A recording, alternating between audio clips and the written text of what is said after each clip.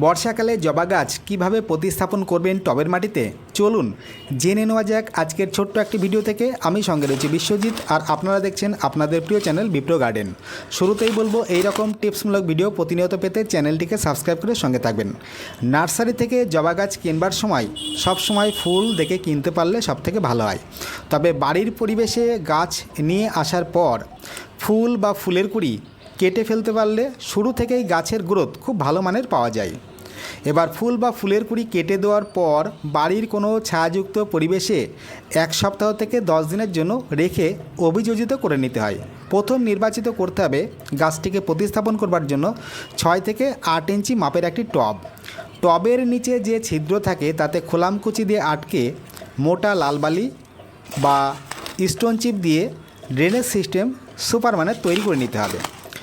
এবার grow bag থেকে গাছটিকে বের করবার জন্য যে সেলাই থাকে সেই সেলাইয়ের উপরে ব্লেড দিয়ে কেটে 2 হাত দিয়ে টান দিলে সহজেই গুলমাটি গ্রো ব্যাগের থেকে বেরিয়ে যায়।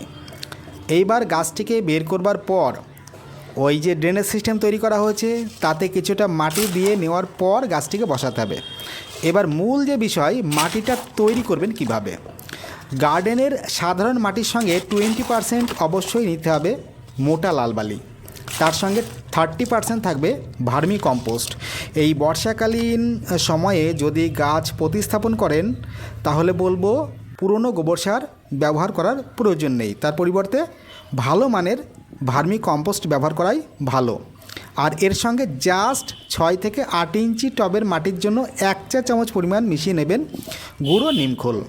এর বাইরে আর অন্য কোনো কিছু দেওয়ার কোনো প্রকার প্রয়োজন নেই। এবার গাছটিকে বসিয়ে নেওয়ার পর চারিপাশ দিয়ে মাটি দিয়ে ভরাট করতে হবে। ওপরের দিক থেকে যাতে 1 ইঞ্চি গ্যাপ থাকে সেদিকে একটু খেয়াল রাখতে হবে, কারণ পরবর্তী সময়ে যাতে সহজেই পরিচর্যাগুলি করা যায়। মাটি একটু চাপ দিয়ে যতটা সম্ভব চেপে দেওয়ার চেষ্টা করতে হবে। এইবার জল দিয়ে মাটিকে ভিজিয়ে 5 থেকে 7 দিনের জন্য সেমি শেডে রাখতে হবে। এই নতুন প্রতিস্থাপিত করা গাছে যাতে কোনোভাবেই বৃষ্টির জল অতিমাত্রায় না পায় বা না খায় সেই বিষয়ে কিন্তু খেয়াল রাখতে হবে, কারণ অতিরিক্ত বৃষ্টির জল খেলেই কিন্তু গাছে সমস্যা চলে আসতে পারে। এবার 7 থেকে 10 দিনের জন্য সেমি শেডে রেখে দেওয়ার পর গাছটিকে পুরো মাত্রায় ফুল সানলাইটে দিয়ে দেবেন। গাছের গ্রোথ শুরু থেকেই অসাধারণ আসবে। যাই হোক, পরবর্তী ভিডিওতে আবার দেখা হচ্ছে, সঙ্গে থাকুন। নমস্কার।